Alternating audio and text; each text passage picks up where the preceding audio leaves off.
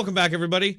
Today, I just wanted to quickly go through this ABC segment that I saw today because it's just so full of lies and misinformation and lots of claims that never get backed up with any sort of evidence, just these sort of broad claims that they throw out there that are part of the narrative and never really get questioned. So I'm going to go through these segments and try to correct some of the lies and add context to these claims, these broad claims that they make over and over, you know, hoping that just repeating it over and over will make it true because they never actually have any evidence to back any of this stuff up. But it's gone far beyond just media bias at this point.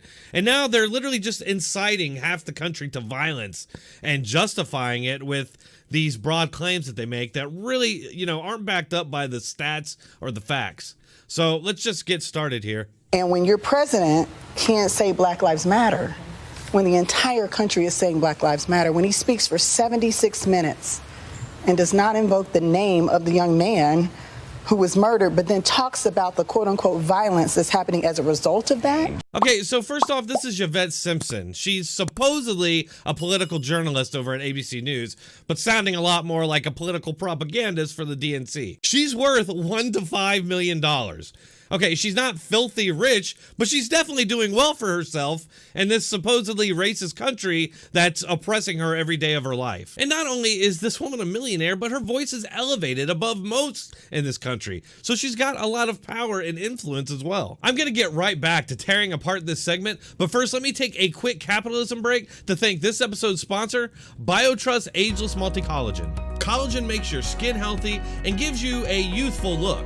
It strengthens nails, hair, teeth, and gut health, maintains muscle, improves joints, and so much more. Get yourself a bag of Ageless Multi-Collagen. I highly recommend it. As an added bonus, if you order today, they'll give you free shipping, free VIP live health and fitness coaching for life, and a free e-report on the 14 foods for amazing skin. If you order today, you can save up to 51% off Ageless Multi-Collagen. And rest assured knowing this company offers a 60-day money-back guarantee, even on empty bags. Go to www.healthwithdronetech.com and order today. Or click the link in the description or pinned comment. Next, I'm so tired of hearing about honest conversations from these people. They don't want conversations, much less honest ones. So right off the bat, she's lying, claiming that Trump won't say Black Lives Matter, which is not true. Kamala Harris actually made this exact same claim and was never fact-checked on it, of course. And Joe speaks the words and actually knows how to say the words Black Lives Matter, contrary to what the President of the United States, the current President of the United States does, which is to sow hate and division full-time and has never spoken those words and will never speak the words Black Lives Matter. And Black Lives Matter, nobody's done better for our black community than me. So the phrase Black Lives Matter is obviously fine. The vast majority of people in the world, in this country, definitely agree with that. Most people think that all human life matters. That's why this wasn't breaking news for anybody. Like, most people understand that human life matters, which includes Black lives. But as we all know, there's a big difference between the phrase and the organization. The phrase is benign and it's true. Nobody disagrees with it. But the organization, on the other hand, is a far left extremist, self-labeled Marxist organization. This is like some neo-Nazis getting together and starting an organization called The Good Guys, then getting on TV and demonizing anybody who doesn't want to join up with the good guys. I'm not a Marxist communist.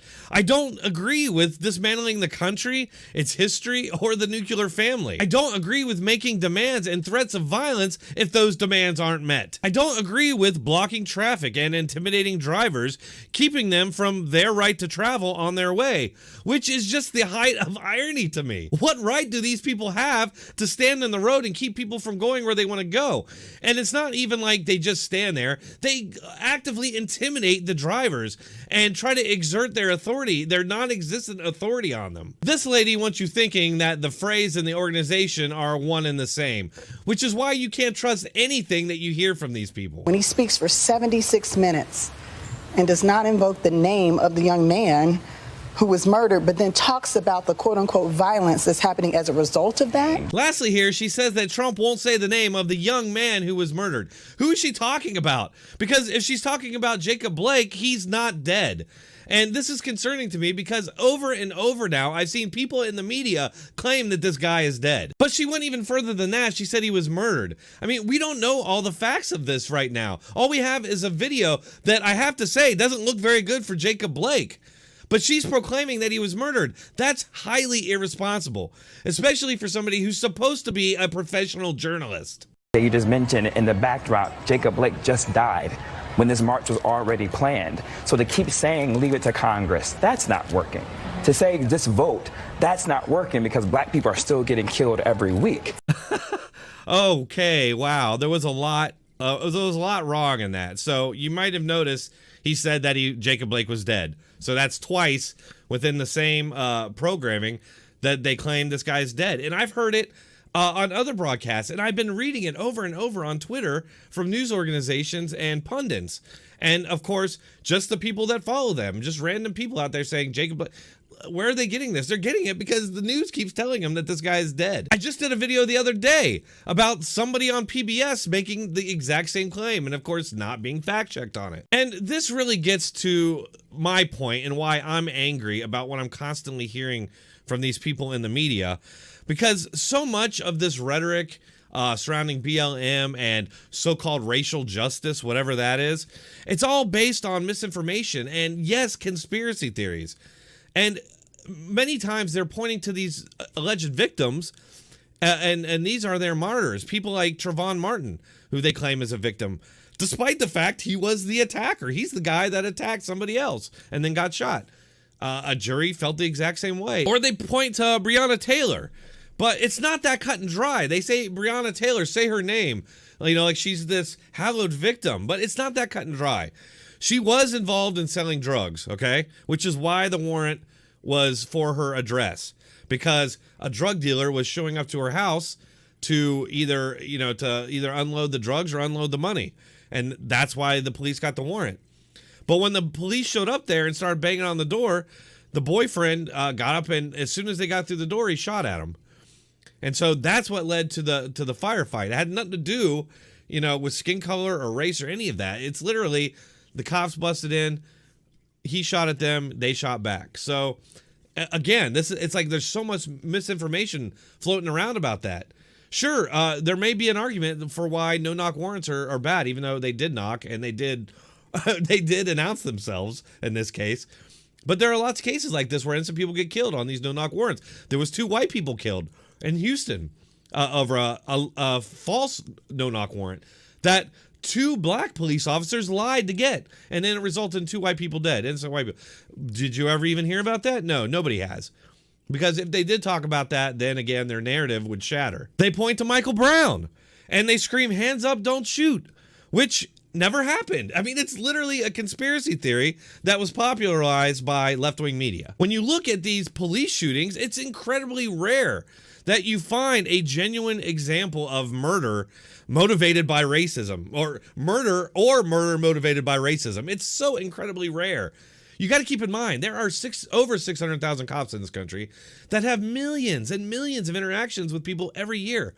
If this were some really widespread thing, you would literally be seeing it every day. Now, you're going to hear people in the media say that it's happening every day, which is obviously hyperbole.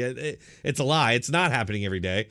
I mean, if you want to talk about black lives being lost every day, it's happening in these Democrat-run cities, and it's usually related to gang warfare, and you really don't hear much about it. I mean, we hear about it in Chicago from time to time, how many people were shot over the weekend, but it goes on all over the country along the coastal cities, and this gang warfare every day. It's been going on since the 80s. So when this supposed journalist says that black people are being killed every week, and he is claiming that white people and police are gunning down black people every day, it's a lie. It's not true.